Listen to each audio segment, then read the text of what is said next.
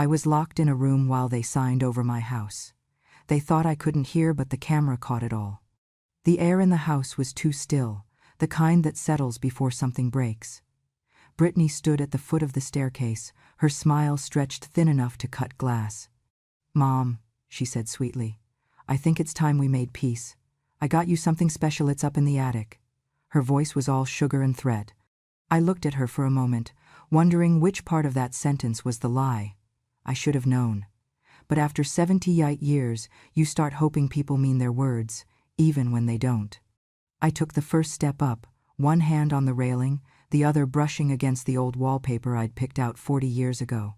The scent of cedar and dust filled the narrow space. I hadn't been up there since Henry died. It was where we stored the past this tools, my wedding dress, the little wooden box that still smelled faintly of lavender. "You'll find it on the trunk near the window," Brittany called up. "You can't miss it." Her heels clicked against the floor below, sharp and impatient. I reached the top, squinting at the weak light coming through the small attic window. There it was, a box, wrapped in silver paper, sitting on Henry's old trunk. For a brief second, I felt a pang of something that almost resembled hope. Maybe, I thought, just maybe, this was her attempt at reconciliation. I walked over and bent down, my knees creaking in protest, my fingers brushing the edge of the paper. The moment I lifted the lid, the sound came, clomp.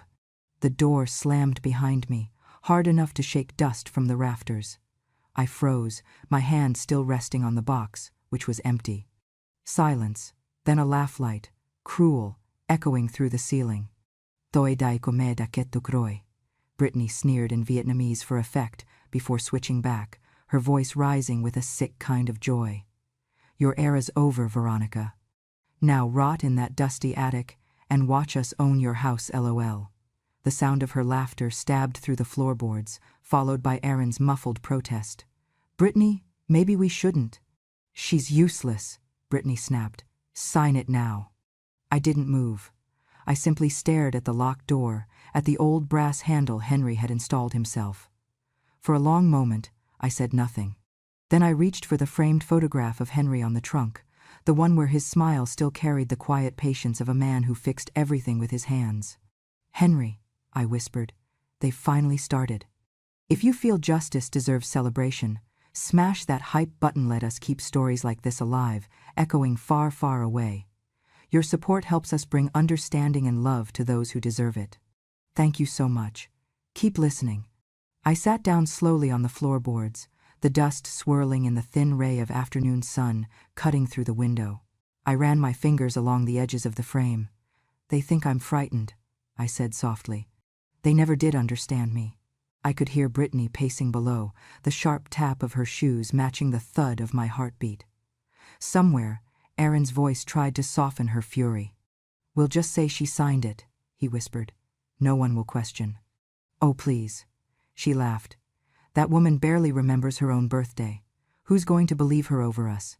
I smiled just slightly. I had heard that tone before, years ago, when she first joined this family and started rearranging everything. The photo albums went into boxes, the curtains replaced with modern ones, the house slowly scrubbed of me. I used to tell Henry that kindness was a kind of blindness. He would just shake his head and say, "Better to be blind with love than see through hate." He was wrong. Sometimes you needed both eyes open. The air grew warmer. I stood up, brushing the dust from my skirt, and walked toward the small window overlooking the garden. Below, Brittany stood by the patio doors, her hand resting possessively on Aaron's shoulder as they talked to a man in a suit. A notary, maybe. I could make out fragments of their words. "Once this is signed, the deed transfers cleanly. She'll never know. Everything will be in our name." I laughed then, a low, tired sound that surprised even me. It wasn't the laugh of a broken woman. It was the laugh of someone who had already seen the ending before the story began. I traced a finger across the wooden beam where Henry once carved our initials. He had proposed to me in this very attic, kneeling awkwardly on the old rug, too nervous to look me in the eye. I still remembered how he'd lifted one of the floorboards to hide the ring until the moment felt right. He'd said, "Some promises are meant to be kept secret until they save you." I pressed my palm against that same spot now, feeling the slight looseness in the wood. I didn't lift it yet. Not yet. Let them think they'd won. Let them have their moment. I'd always been patient. Brittany's laughter rose again from below. Make sure to sign with the loop high adjust like her birth certificate. It'll look authentic. Authentic. What a pretty word for theft. The house creaked as if remembering something. I looked up at the ceiling beams, dust falling like ash. They say old houses keep secrets, I murmured. Well, so do old women. I sank into Henry's old rocking chair by the window. The cushion still smelled faintly of tobacco and thyme. I folded my hands in my lap and waited. Not for Rescueno one was coming, but for the sound I knew would follow soon. The pen scratching across paper downstairs, the sound of betrayal dressed up as business. When it came, it was almost gentle, like rain tapping on a tin roof, the noise of a signature being forged. I closed my eyes. Go ahead, I whispered. Write my name. You've already erased everything else. The light shifted, painting the attic in gold. Outside, the magnolia tree bloomed early that year. I took a deep breath, my chest rising steady, calm. The door below clicked once more. Somewhere, Brittany laughed again high and bright, like glass breaking. I didn't laugh back. I just watched the red light of the camera blink in the corner, steady and alive, the only witness I needed. It started with a birth certificate. Aaron's, to be exact, issued in 1983, with my name printed neatly under Mother. Brittany found it in one of my old memory boxes while pretending to organize family documents. I remember the day she asked to take it for safekeeping. At the time, I thought nothing of it. It was just paper. But a year later, that paper became her blueprint for theft. She began her lessons in secret, late at night, at the kitchen island I had once polished myself every Sunday morning. The house was quiet, the kids asleep, Aaron snoring softly in the next room. Only the hum of the refrigerator kept her company. A lamp cast a cone of light over a pile of tracing paper, the original birth certificate pressed beneath a glass pane. Her manicured nails tapped the edge of a pen before she began. Curved V, soft loop, neat tail, she whispered like a prayer. Perfect. She practiced every night. Dozens of sheets, hundreds of loops, the sound of ink scratching rhythmically across paper. Each attempt got closer, smoother, more convincing. Sometimes she'd mutter my name just to hear it out loud, testing the rhythm of the letters. Veronica Holloway, she murmured. Old-fashioned, slow, weak. One night, Aaron caught her. I can imagine the confusion in his voice, the same voice that once told me, "Don't worry, Mom, Brittany just wants to help." He leaned on the doorway, rubbing his eyes. "You're obsessed, Britt. It's creepy." She didn't even look up. "I'm preparing for our future," she said simply, tracing another perfect V. Aaron frowned. "Future? What are you talking about?" Brittany smirked. "You don't get rich waiting for old people to you help them along." She said it lightly, almost playfully, but it wasn't a joke. She blew gently on the wet ink and smiled at her reflection in the glossy surface. Aaron shifted uncomfortably, the remnants of decency flickering in his eyes. "That's not funny." "Oh, relax," she said, rolling her eyes. "It's just preparation. You know how your mom gets so emotional about her will. We'll just have it ready, in case she suddenly changes her mind. It's practical." "Forgery isn't practical, Brittany." She laughed then, low and sharp. "It's only forgery if someone notices." He didn't answer. He just walked away, muttering something I'm sure even he didn't believe. And that was the problem with Aaron. He mistook silence for goodness. He always had. Brittany kept at it, growing bolder. She bought calligraphy pens to match the weight of my writing. She studied the tremor of elderly hands, mimicking it by holding her wrist loosely. When her lines wobbled just right, she smiled, satisfied. She even practiced signing with a slight rightward slant, just as mine did after arthritis began to set in. Every detail mattered. Weeks turned into months.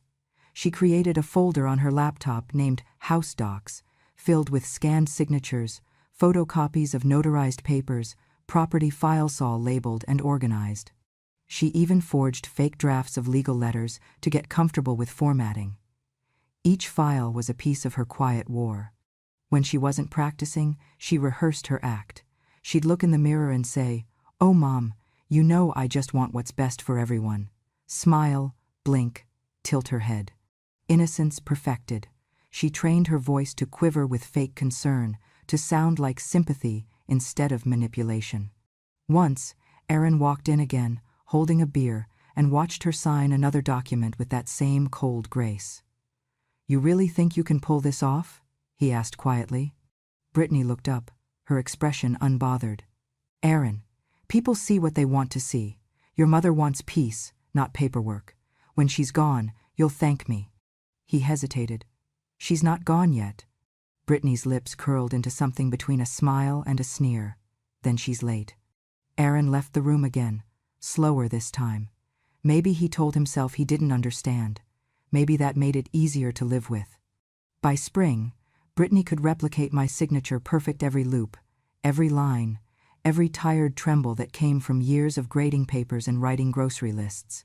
She pinned one of her practice sheets to the fridge with a magnet shaped like a heart. To anyone else, it looked like my handwriting, an old note left by me. To her, it was proof of mastery. She began testing it in small ways, signing my name on delivery forms, writing notes to the gardener, leaving friendly reminders to the HOA. Each time, she checked the reactions. No one noticed. No one ever does when the villain wears perfume and pearls. Sometimes, I wonder if she practiced, even when she didn't need to, just to feel powerful. There's a thrill in control for people like her, the quiet satisfaction of erasing someone one letter at a time. The final night of her rehearsals, she lit a candle, poured herself a glass of wine, and traced the last signature with deliberate elegance. When she lifted her pen, she studied the ink drying under the lamplight. "Perfect," she whispered again. "She brought you into this world with this signature. Now it'll sign her out of it." She smiled at her reflection in the window, unaware that the darkness was already watching her back. The night it began, the house smelled like rosemary chicken and deceit. Brittany had set the table for something she rarely did unless there was an audience. Candles flickered, the kind of light meant to soften hard truths. Aaron poured wine, his hands fidgeting, his smile too polite. I had learned long ago that in this family, politeness was the warning before betrayal. "Mom," Brittany began, slicing into her food without looking at me, "this house is just too much for you. You shouldn't have to worry about maintenance, taxes, or insurance at your age. Let us handle the papers. You'll still live here, of course." Her tone was smooth, almost rehearsed. I set down my fork and looked at her. "You mean," I said, "I'll live in my house while you own it?" She didn't even flinch. Her lips curved into a small smirk. "Come on, Veronica. You're too old to understand tax laws. This is just simplifying things." Aaron reached for his glass, avoiding my eyes. "She's right, Mom. It's just a signature. You'll always have your room." "Rooms can be shared," I said softly. "Ownership can't." The words hung in the air, heavy as truth always is when no one wants to hear it. Brittany gave a light laugh and pushed her plate away. "God, you make everything sound dramatic. It's paperwork, not a funeral." I smiled faintly. Sometimes they're the same thing. Aaron looked at me then, eyes full of discomfort instead of guilt. "We're trying to help you, Mom. You're making it sound like we're stealing from you." "Are you?" I asked quietly. He froze. Brittany stepped in before he could answer. "You know, this is exactly why people end up in retirement homes," she said, her tone syrupy sweet. "They get suspicious, paranoid, stubborn. We're trying to make things easier for everyone." "For everyone?" I repeated. "Except me." Brittany rolled her eyes and reached for her wine. "You're impossible."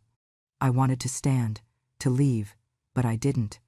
I just watched them both, my son and his wife, two people who once claimed to love me, sitting at my table, plotting to erase me from my own deed. The chicken on my plate had gone cold. When dinner ended, Brittany stacked the plates quickly, as though she couldn't wait to clear away the evidence of what had just been said. "We'll bring the documents by next week," she said over her shoulder. "Just sign where the tabs are. Aaron will explain." "Of course he will," I murmured. Aaron touched my shoulder lightly, a gesture that might have once been tender. "Don't worry, Mom," he said softly. "It's not a big deal." I looked at his hand, then at him. It's always a big deal when family stops calling it one. That night, I couldn't sleep. I sat in the quiet dark of my room, the clock ticking like a heartbeat. The air felt too still, too heavy, as though the house itself was holding its breath. I reached for the framed photo of Henry on my nightstand. His smile was as gentle as ever, frozen in the memory of better days. "They're circling the house like vultures, Henry," I whispered. "But vultures forget who built the nest." The moonlight stretched across the floor, pale and sharp, spilling over the stack of unpaid bills on the dresser. I ran my fingers over them absently. For years I had paid, repaired, maintained, and loved this place. Every nail and floorboard held a piece of my life. Now it was being reduced to a transaction. A week later, Brittany showed up again, dressed in a white blouse and carrying a folder embossed with gold letters. "Holloway Realty Group." "Here it is," she said cheerfully. "Just needs your signature. It's just a transfer of liability, purely legal jargon. You'll be free of all responsibility." "Free?" I asked. "That's an interesting word for homelessness." Aaron's voice cracked slightly. "Mom, please, don't make this harder than it needs to be." I studied the papers. I could see the faint lines of my name typed neatly, the space for my signature already flagged with a yellow tab. My fingers brushed the paper. It was smooth, heavy, expensive, like all good lies. "Why do you need it so urgently?" I asked. Brittany smiled. "We're refinancing. Better interest rate. Totally routine." "Routine," I echoed, nodding. "And when the house is in your name?" Her smile widened. "Then it's official." Aaron shifted beside her, guilt flickering like a dying light bulb. "We'll take care of you," he said quietly. I met his eyes. "You already stopped doing that a long time ago." They left not long after, the folder tucked safely back under Brittany's arm. As their car pulled away, I watched from the window, my reflection faint against the glass. My hands were trembling, not from fear, but from realization. They weren't asking, they were planning. I stayed up late again that night, sitting at the kitchen table with a cup of tea gone cold. The moonlight spilled across the linoleum, and the refrigerator hummed softly behind me. On the counter lay a stack of old receipts, the original mortgage, Henry's will-all, the things that tied me to this house. I ran my hand over the papers, tracing his signature, the one that had built our life. "I see what you built for me," I whispered, "and I see what they're trying to take." By the time dawn broke, my decision had already been made. I folded the documents, tucked them neatly into a drawer, and locked it. I looked around the kitchen one more time. Every tile, every creak in the floor, every quiet breath of the house we'd built together. "They think I'll just sign," I said softly to the empty air. "But they've forgotten who taught them to read." The attic was dark, except for a thin blade of sunlight cutting through the cracks of the window.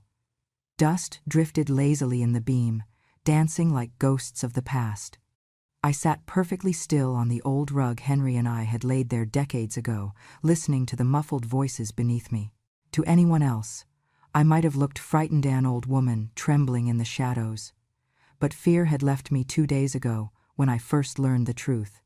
2 days earlier, I had been on my way to the kitchen when I heard their voices from the study. I stopped at the foot of the stairs, the sound of my name halting me mid-step. Brittany's tone was sharp, impatient. "Once she signs it, it's ours." Aaron's voice followed, hesitant, lower. "And if she refuses?" Brittany's reply was a whisper so smooth it could cut glass. "Then I'll sign it for her." I stood there for a long time, staring at the wallpaper, the same one Henry had put up with his own hands. Something inside me went still, not anger, not sadness, just an understanding so cold it burned. They weren't guessing. They were planning. I could have called the police right then. But proof speaks louder than panic hand. I wanted their confession, not just their punishment. I didn't call the police that night. I made tea instead. People think silence means surrender. They forget that silence is also how you listen. And in those hours before dawn, I listened to every creak of the house, every whisper of wind, every memory Henry had left me. Then I remembered something: the attic floorboard near the window, the one he had lifted on the night he proposed. "He lifted that board," I murmured, "and gave me forever." That was where he had hidden the ring all those years ago. And that was where I decided to hide my salvation.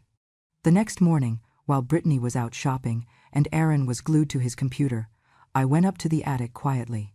My joints ached with every step, but purpose steadied me.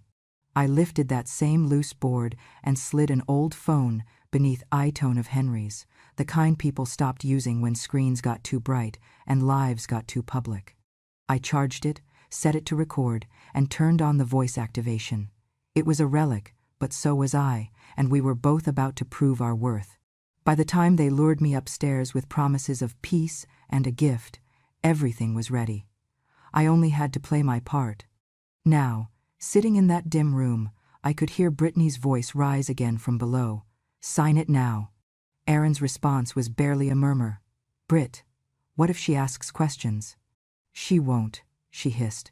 "She's too old to notice anything." I almost laughed. Too old to notice, too old to matter, too old to fight. They had no idea that age doesn't dull the mind, it sharpens it, like a knife that's been through too many meals to ever break again. I knelt slowly, pressing my palm against the floorboards until I found the loosened edge. The wood lifted with a soft sigh. Beneath it, my secret waited. I reached down and pulled out the phone, its screen faintly glowing in the dark. A red dot blinked, recording, just as planned. I set it near the vent that connected to the downstairs living room. Their voices filtered up clearer now, dripping with greed. "I'm not sure this looks right," Aaron said nervously. Brittany scoffed. "Stop being dramatic. It's her signature. I've practiced it for months." He hesitated. "Britt, if she finds out—" "She won't," Brittany snapped. "By the time she figures it out, we'll already have sold the place. Now shut up and hand me the pen." The scratch of ink filled the silence like a blade being drawn. I hit another button. Video. The small camera lens blinked once and began to record through the thin slat in the wall, angled perfectly at the stairwell where Brittany stood in full view, papers spread before her, hand poised with the pen. Her voice was steady, her smile sharp. When she finished signing, she laughed lightly. "There, Veronica Holloway, officially history." My reflection caught in the attic mirror a quiet, wrinkled smile forming on my lips. "Not quite," I whispered. The camera in the corner of the attic blinked in sync with the one below. I had installed them years ago after a string of neighborhood break-ins. Aaron had teased me for it. "No one's going to rob you, Mom," he'd said. "You're paranoid. Funny how paranoia becomes proof when you're patient enough." Those cameras uploaded to a cloud storage account Henry had set up automatic, silent, incorruptible. I stood and faced the little red light, now glowing faintly in the corner. "Smile, darling," I said softly, just loud enough for the mic to catch. "The law loves confessions." For the next hour, I waited. I listened to every word, every cruel laugh, every detail of their betrayal. When Brittany finally declared, "Let's unlock her tomorrow and pretend nothing happened," I turned off the recording. By the time they opened the attic door the next morning, I was sitting calmly by the window, holding Henry's photo in my lap. "You scared me," I said quietly, my voice trembling just enough to sound convincing. Brittany smiled, all fake pity and satisfaction.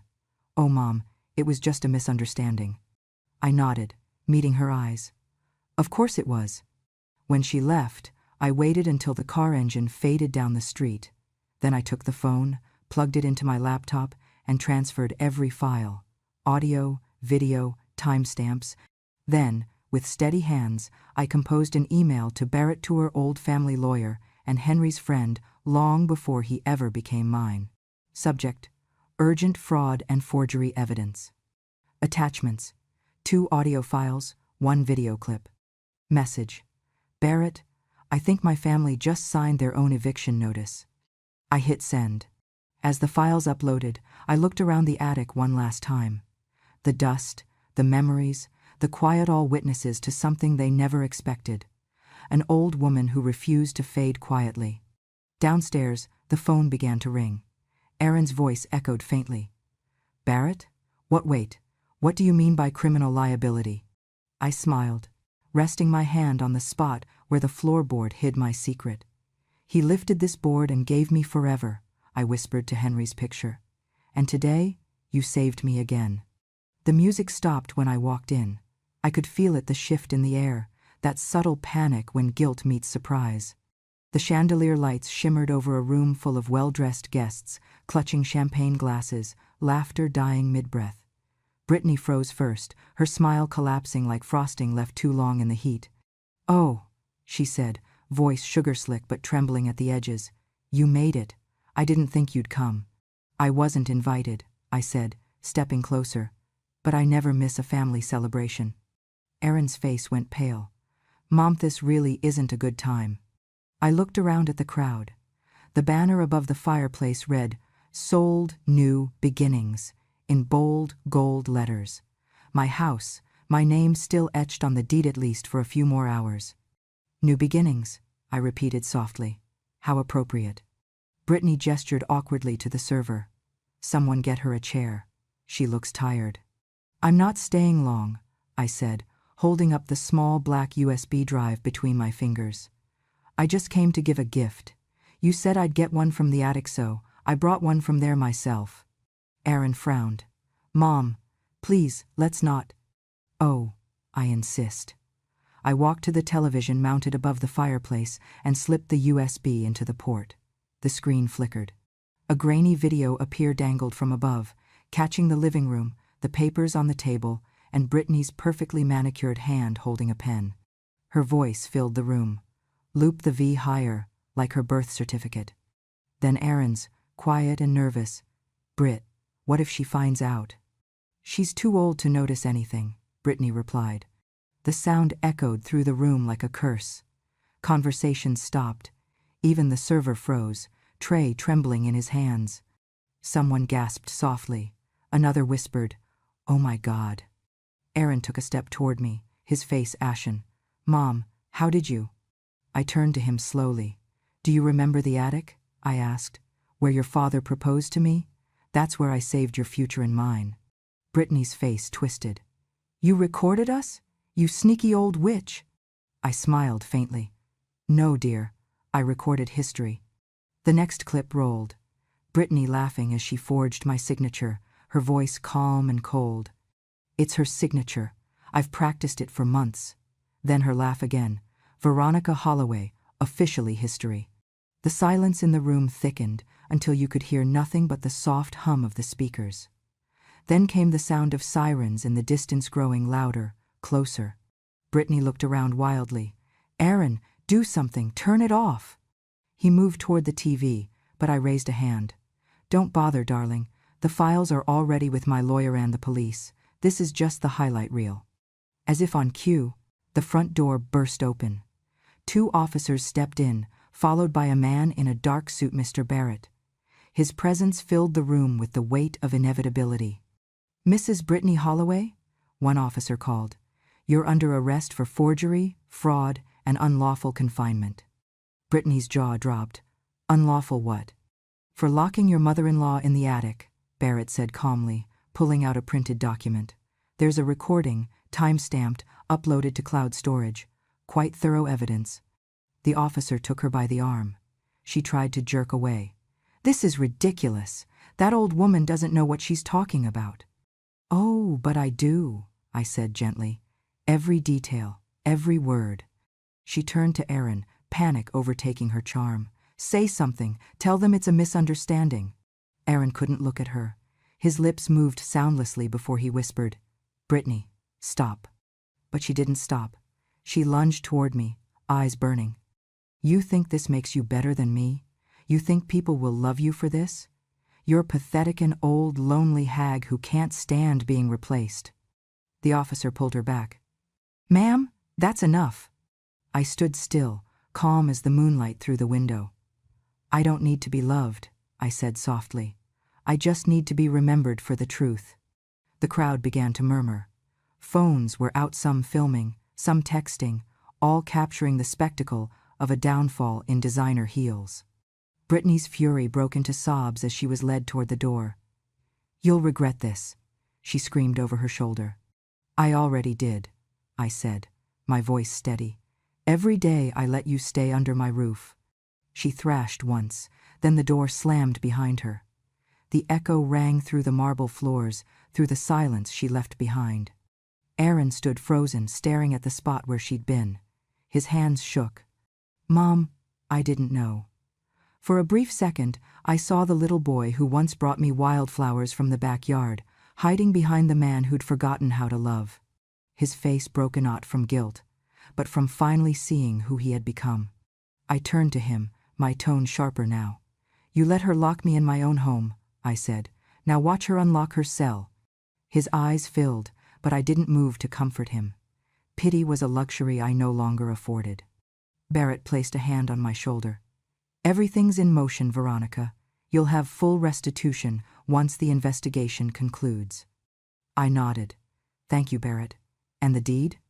He smiled faintly. Already filed back in your name. A ripple of gasps spread across the room. Someone whispered, She got everything back? I turned toward the guest people who had once toasted to my generosity and now gawked at my justice.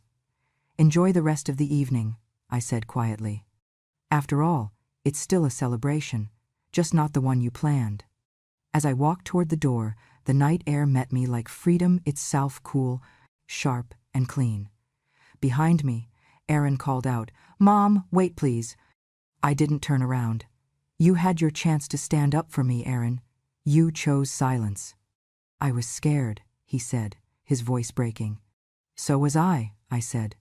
The difference is, I didn't let fear make me cruel.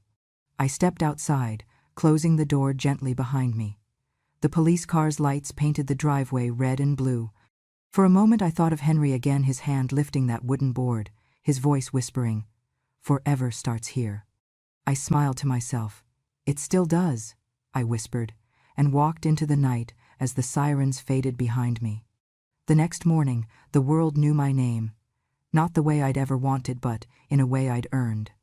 Every television channel, every social feed, every morning show, there I was, in my worn cardigan, silver hair brushed neatly back, sitting in my lawyer's office as the footage rolled again and again. The headline read in bold, Elderly widow outsmarts forger's camera footage, leads to arrests. They played the video from the attic, my calm voice drifting through the broadcast. Smile, darling, the law loves confessions. The anchor smiled faintly, almost in admiration. That line's going viral, she said. They're calling her the Georgia grandma who outsigned a criminal. The studio audience clapped. I sat at home, the television light flickering over my cup of tea, and let it all wash over me. No pride, not revenge, just the quiet relief of being heard after years of being dismissed. Aaron's photo appeared next on the screen. His expression, caught mid-interrogation, wasn't cruel anymore, just hollow. The reporter's voiceover was steady. Authorities have confirmed that Aaron Holloway faces charges of complicity in property fraud and unlawful confinement. The evidence, including forged documents matching his wife's handwriting, has been verified by forensic experts. I closed my eyes briefly. The tea had gone cold. Justice, it turns out, doesn't taste sweet, it tastes like peace, faintly bitter, but honest. Barrett called that afternoon. You're officially trending, he said, half amused. Number Grandma Justice has over 1 million mentions. I chuckled softly. Imagine that. All it took was a little fraud and a camera. They're even making shirts, he added. Your quotes on them. Which one? He hesitated, smiling through the phone. They locked me in a room but forgot I built it first. I couldn't help but laugh. A real one, the kind I hadn't let myself have in years. Henry would have liked that one, I said. Henry would have been proud, Barrett replied. The calls didn't stop. Local news wanted an interview. A podcast host left 3 voicemails. Even a talk show in Atlanta reached out.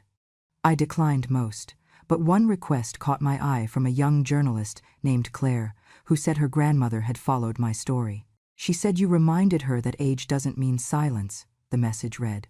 Would you speak to us for her? So, I did. They filmed it in Barrett's office under soft studio lights that made the silver in my hair gleam like frost. Claire smiled nervously as the camera rolled. Mrs. Holloway, she began. After everything you've been through, what keeps you so calm? I sipped my tea before answering. Because panic is what they count on, I said simply. They locked me in a room, but forgot I built it first. Her jaw slackened slightly. That's poetic. It's practical, I said. I was never helpless, just underestimated. When the interview aired that evening, it spread faster than wildfire. Women commented by the thousands, grandmothers, single mothers, retired teachers. She's my hero. This is what strength looks like. They tried to bury her, they forgot she was the foundation. Even the late-night hosts picked it up. One of them quipped, "Don't mess with Grandma, and Georgia, she's probably got better Wi-Fi and a lawyer." The audience roared with laughter, and for once, I didn't mind being the punchline. Because underneath it, there was truth and respect. The proof kept stacking against Britney. The forensic analyst confirmed that the forged signature on the deed matched her practice sheets exactly. The curvature of the V, the trailing line of the Yits, an identical match, the report read. Consistent with the same hand over multiple rehearsed samples. Aaron's guilt was quieter but undeniable. His emails, his bank transfers, all signs of a man who knew and chose to look away. The prosecutor called it willful blindness. I called it cowardice. When they escorted Britney into court in handcuffs, cameras flashed like lightning.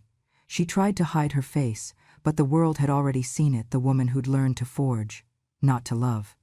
I didn't attend the hearing. I watched from home, wrapped in a shawl Henry had given me our first winter together. I had no interest in spectacle. The truth had already spoken for itself. The mail that week was overwhelming. Dozens of letters arrived, some typed, some handwritten, all carrying the same message: thank you for showing us it's never too late to stand up. I kept one of them, a short note from a woman in Kansas who wrote, "My daughter says when she grows up, she wants to be like you, unshakable." I smiled, folded it carefully, and slipped it between the pages of Henry's old Bible. The reporters called again, wanting a follow-up story. I agreed, just once more. The segment aired on Sunday evenings, low piano music, gentle light, me sitting on my porch as the Georgia sun bled orange over the horizon. The reporter asked softly, "Mrs. Holloway, what do you hope people take from your story?" I looked past the camera, toward the road winding away from my house, the one I'd nearly lost. "That age doesn't erase worth," I said. "And that respect, once gone, can be collected with interest." The camera lingered on my smile, on the teacup in my hand, on the house behind me that I had reclaimed, not through anger, but through proof. By the time the credits rolled, the internet had already crowned me again. The Georgia grandma who outsigned a criminal. But the title I liked best came from a quiet corner of the web, a comment beneath the video, written by someone who clearly understood. "She didn't fight for revenge," it said. "She fought for receipts." That night, I closed the curtains, turned off the TV, and stood for a long time by the window. The world outside glowed with porch lights and justice, and for the first time in years, I slept without locking the door. The courthouse smelled like old paper, and cold air. Justice never had much warmth to it, but that morning it felt alive. The marble floors gleamed, the echoes of footsteps weaving between whispers and camera clicks. They were all there for the verdict, for her verdict. Britney sat at the defense table in a tailored gray suit that tried and failed to look respectable. Her perfect hair couldn't hide the twitch in her jaw or the tremor in her manicured hands. Aaron sat beside her, paler than I'd ever seen him, eyes fixed on the floor. I sat behind my lawyer, calm, steady, the way only someone who's already been through worse can be. When the judge entered, the room fell silent. A woman in her 60s with a voice like sharpened, steel-measured, deliberate. "This court," she began, "has reviewed the evidence in full. Audio recordings, video documentation, and handwriting analysis." She looked down at Britney with a level gaze. "It's rare to see premeditation this meticulous and this cruel." Britney straightened, trying to salvage an ounce of dignity. Her attorney whispered something, but she didn't respond. She was staring at the screen where the evidence replayed one last time, her own voice, rehearsing my signature like a prayer to greed. Curved V, soft loop, neat tale. Perfect. The judge's words cut through the air. For the crimes of forgery, fraud, and unlawful confinement, this court sentences Brittany Holloway to 8 years in state prison. The sound of the gavel hitting wood echoed like thunder. Gasps rippled through the courtroom. Brittany's mother sobbed quietly in the back. Brittany herself went still, like a porcelain doll that had finally cracked. Aaron's lawyer stood next. "Your Honor, my client was misled."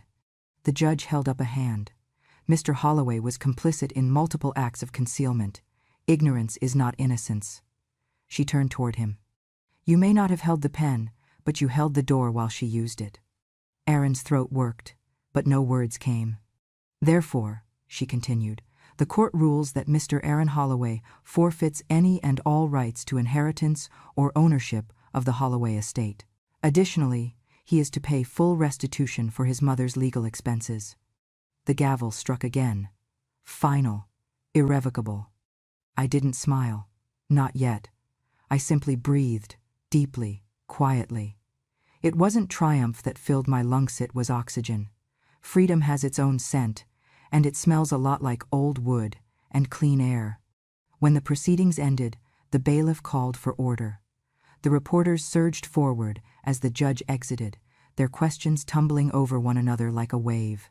Flashbulbs burst across the aisle, bright and blinding. Brittany was led out in handcuffs. Her lawyer whispered something about appeals, but she wasn't listening. She turned once, just long enough for our eyes to meet. I didn't see the sharp-danged girl who mocked me. I saw fear, a hollow kind that eats through arrogance until nothing's left. Aaron tried to follow me out, but Barrett stepped between us. "Give her space," he said firmly. I walked through the hallway as the cameras followed. Every click of my shoes echoed louder than their questions. "Mrs. Holloway," one called, "do you have any statement for the press?" I stopped, turned, and faced the wall of microphones. My reflection stared back at me from a dozen camera lenses, silver hair, calm eyes, the ghost of a smile. "She spent a year forging my signature," I said evenly. "I spent 70 years perfecting my backbone." The silence broke like glass. Then came the sound of applause, from everyone, but enough to fill the hall. A bailiff, a clerk, even one of the jurors saw clapping quietly, respectfully. I nodded once and walked toward the exit. Outside, the air was bright and biting. Reporters shouted my name again, but I was already done speaking. Justice didn't need noise. It had already been written, signed, and sealed. Barrett caught up beside me. "It's over, Veronica," he said, handing me a copy of the final judgment. "The house is legally and fully yours again. The deed's been transferred this morning." I ran my fingers along the embossed paper, the ink still fresh, smelling faintly of permanence. "You know," I said softly, "I always liked the smell of ink. It reminds me of Henry. He signed our first mortgage with a pen just like this." Barrett smiled. "You've got your house, your name, your peace." I nodded, eyes on the courthouse steps. "I didn't just get them back," I said. "I reclaimed what they thought age had erased." At the bottom of the steps, a young reporter tried once more. "Mrs. Holloway, what will you do now?" I looked at her kindly. "Live," I said simply. "And make sure no one else signs away their dignity." The courthouse flag rippled in the wind as Barrett opened the car door. 8 years, restitution, my name restored, but none of it compared to the quiet relief of surviving my own blood. As the car pulled away, I watched justice fade behind me, smelling faintly of ink, truth, and peace. A year later, the house finally sounded like mine, again quiet, honest, and filled only with the hum of morning light sliding through the curtains. No shouts, no slammed doors, no footsteps that didn't belong. Just peace, brewed fresh with every cup of tea. Life had grown simple again, though not small. Every Tuesday and Thursday, I walked to the local community center, low red brick building with creaky floors and a smell of old books, and taught a class titled Protecting Your Paper, Elder Rights 101. The first day, only 4 women showed up. By the end of the second month, the classroom was full, 22 faces, gray-haired and bright-eyed, notebooks open, pens ready like soldiers before battle. Some had been cheated by family, others by strangers, but all of them came for the same reason: to stop letting fear sign their names for them. I began every session the same way. I'd hold up an old pen, Henry's pen, the one he used to sign our first deed together, and say, "This is the most dangerous weapon you'll ever hold. Don't let anyone else use it." They'd laugh at first, but it always sank in. One morning, during the Q&A, a woman named Alma raised her hand.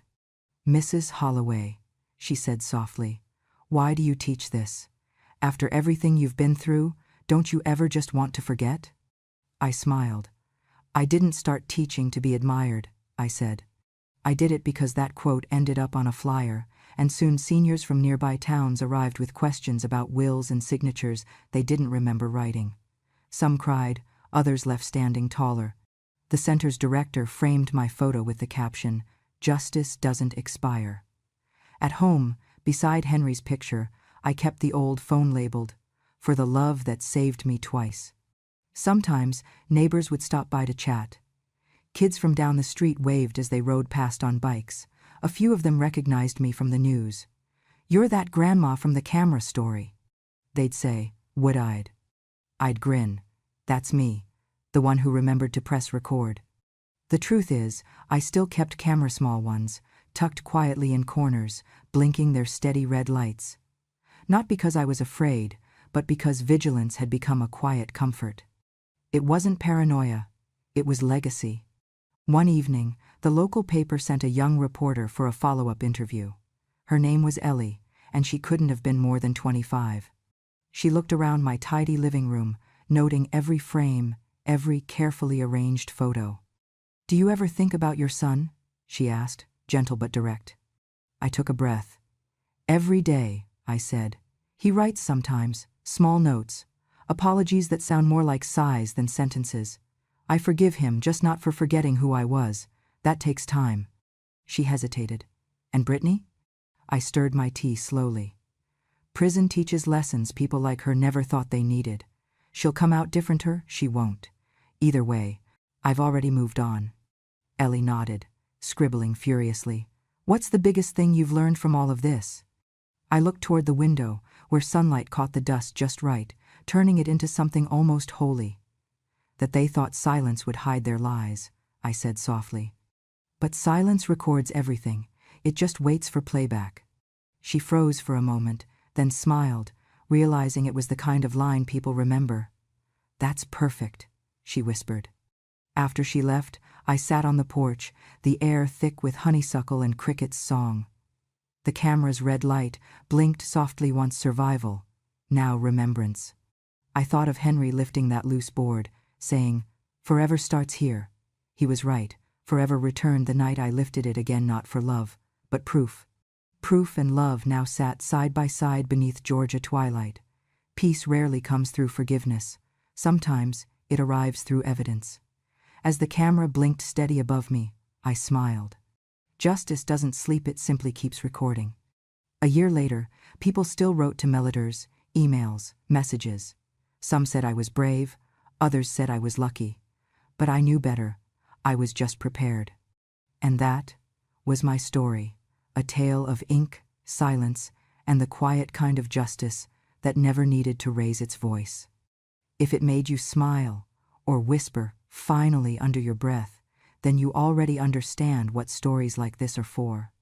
So before you go, don't forget subscribe to Grandma True Stories.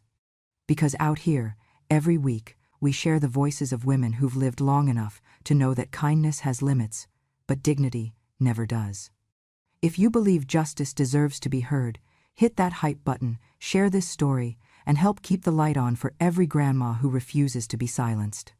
Thank you for listening, and remember, sometimes the camera catches lies, but it also records strength.